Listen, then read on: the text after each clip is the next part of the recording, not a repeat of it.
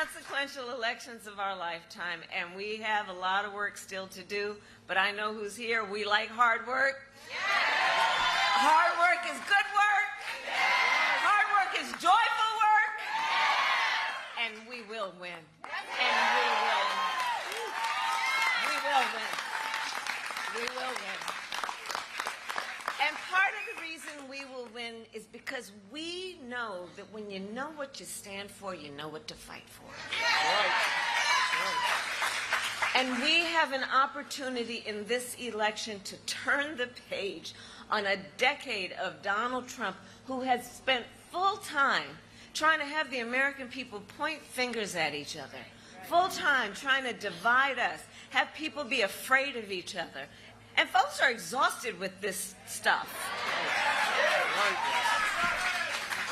And we know that's who he is. That's not who we are. That's not who we are. And nobody understands better than a union member that as Americans, we all rise or fall together. Here in Janesville and across our nation, union members have helped lead the fight for fair pay, better benefits, safer working conditions. And every person in America benefits from your work. I tell people everywhere I go, thank a union member. Thank a union member. Because you may not be a member of a union, but thank a union member if you got a 5-day work week. Thank a union member for your sick leave. Thank a union member for your paid vacation leave. Thank a union member for paid family leave, because it is union members that work and put blood, sweat, and tears into raising the conditions of the American worker, wherever they work.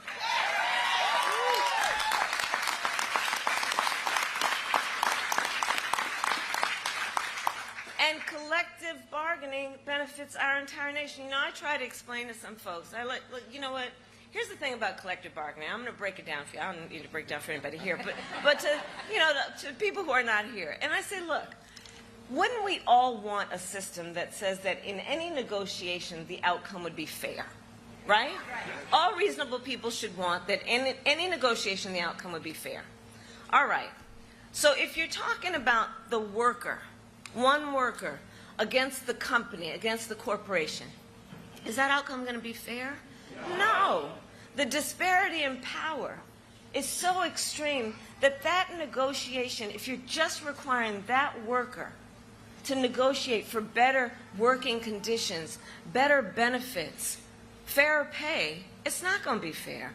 Collective bargaining says, let the collective, the workers who all stand in the same place, join together as a collective and then negotiate to better ensure just one simple thing, that the outcome is fair. That's what is behind this. It's about basic fairness. But sometimes you got to fight for fairness. And what we know is that when union wages go up, everybody's wages go up. When union workplaces are safer, everyone's workplace is safer. And when unions are strong, America is strong. Bottom line. Bottom line. And everything that we have fought for is on the line in this election. In less than 90 days, it's either going to be Donald Trump or me sitting in the Oval Office.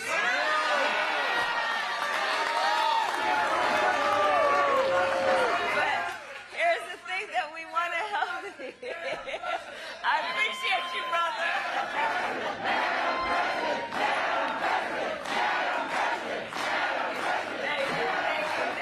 Not yet. 4 days. We still got work to do.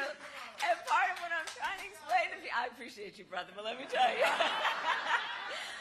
Part of the thing that I'm trying to help people, not who are here, obviously, not the leaders who are here, but others understand, is if you're trying to kind of figure out what the stakes are, just imagine the Oval Office. We've all seen it on TV.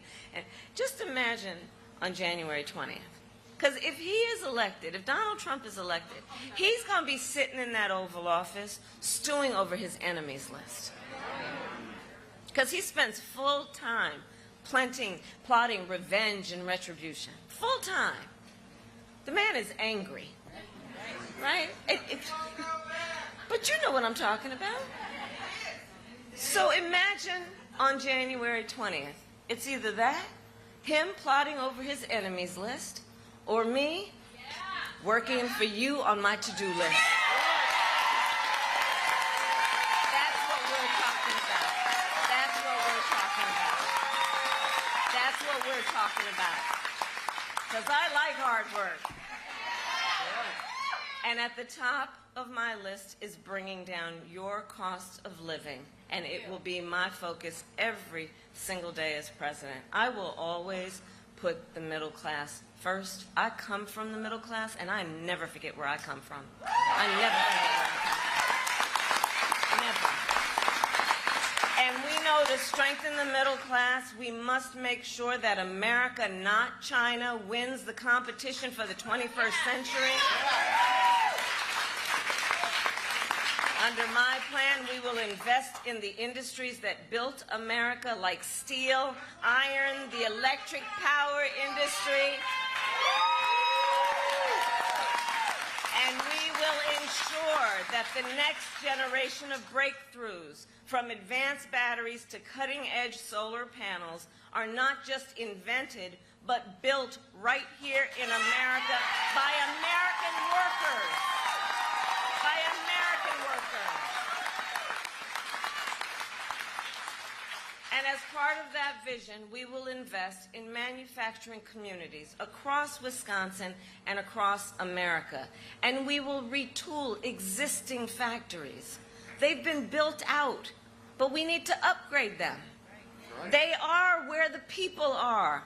And where those people are, they don't want to have to leave. They want to stay home. They want their kids and their grandkids to be where they are. So we will retool those factories. We will hire locally and work with unions to create good-paying jobs, including, by the way, jobs that do not require a college degree. Because here's the thing.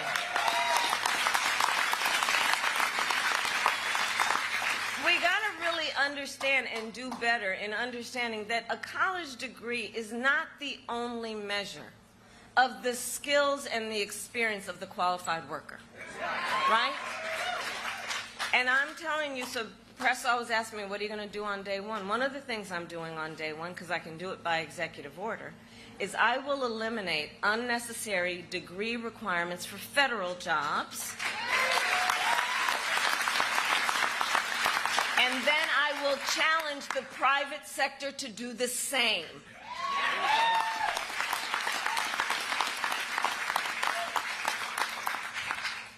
As we go forward, when we win, we will also continue to fight to expand the freedom to organize by passing the PRO Act and work to end union busting once and for all. We will protect the pensions of union workers and retirees. I've done it before. I'll do it again. Because when it comes to your pension, Social Security, Medicare, those are retirement benefits that the people have earned and are due without anyone trying to take them away.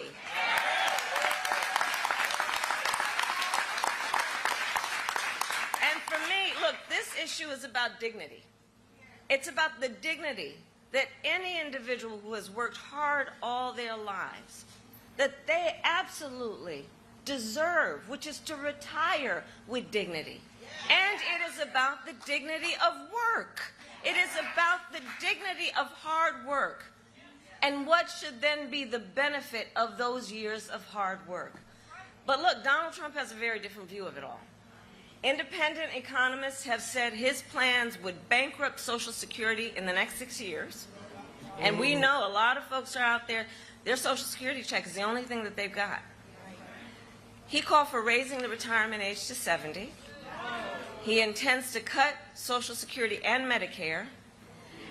And remember, he said he was the only one, you know how he talks, He said he was the only one who could bring back America's manufacturing jobs. And then America lost nearly 200,000 manufacturing jobs when he was president, including thousands of jobs right here in Wisconsin. And facts be clear, those losses started before the pandemic, okay? Making Donald Trump one of the biggest losers of manufacturing jobs in America's history.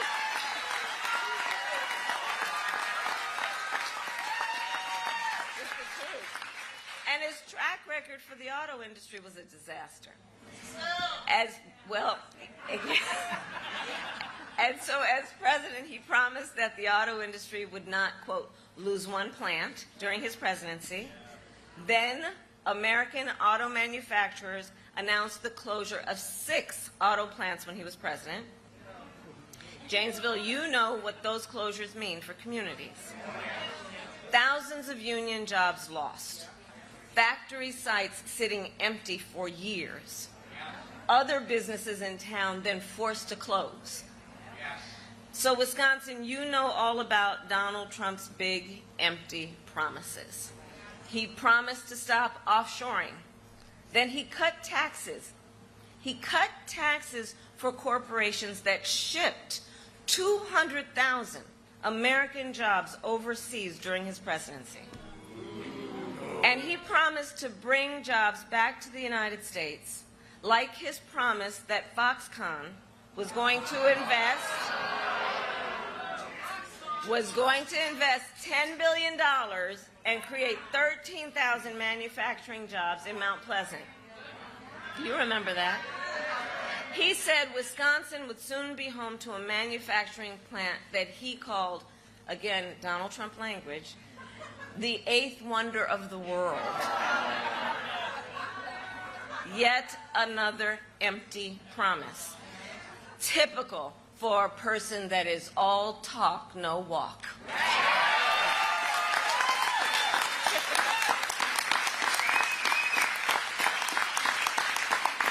And all that to say, we here know Donald Trump is no friend to labor. No friend to labor. He has been a union buster his entire career. He has called union leaders, quote, dues-sucking people.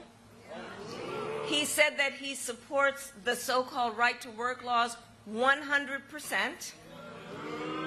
He joked with a billionaire buddy of his about the mass firing of striking workers.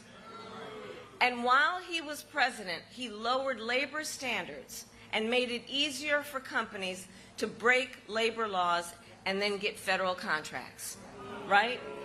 And so part of why I'm here is to ask all the leaders here, let's remind all the brothers and sisters of labor about who Donald Trump really is, because he's got a lot of talk, but if you pay attention to what he's actually done, if you pay attention to who he has actually stood with when people needed a defender and a friend, you'll see who he really is. And we got to get the word out about this, because there's a whole lot of misinformation about what he is and who he stands with. And we know he does not stand with organized labor.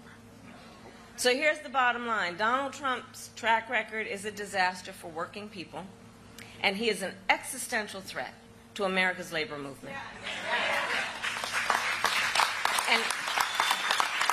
And everything Donald Trump intends to do if he is reelected is spelled out in Project 2025, which I still cannot believe they put that thing in writing. Like they bound it, handed it out, and people read it, and now they can't handle that, right? He intends to launch a full-on attack on unions and the freedom to organize. He will ban public sector unions. I know we've got AFSCME here, right? He will roll back workplace safety protections. He will make it easier for companies to deny overtime pay for workers. Talk about trying to take us back. And he will appoint a union buster to run the Department of Labor. Not to mention what would happen with NLRB, right? So I say all this to say to the friends that America, as we all know, is ready to chart a new way forward. We are ready for a new generation of leadership for America.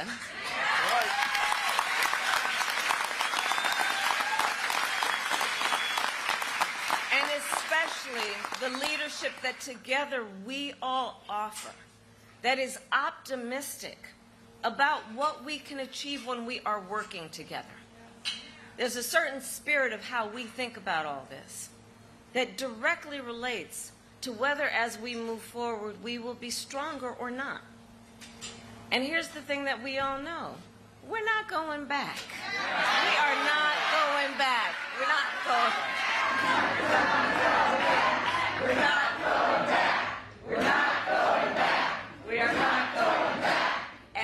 And here's the thing, Janesville, it all comes down to this. We are here together because we love our country. We love our country. We love our country. And what you all know better than most is when you love something, you fight for it. You fight for it.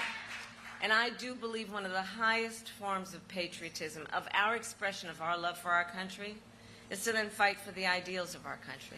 And that's what's at play in this election. And it is about a fight to realize the promise of America.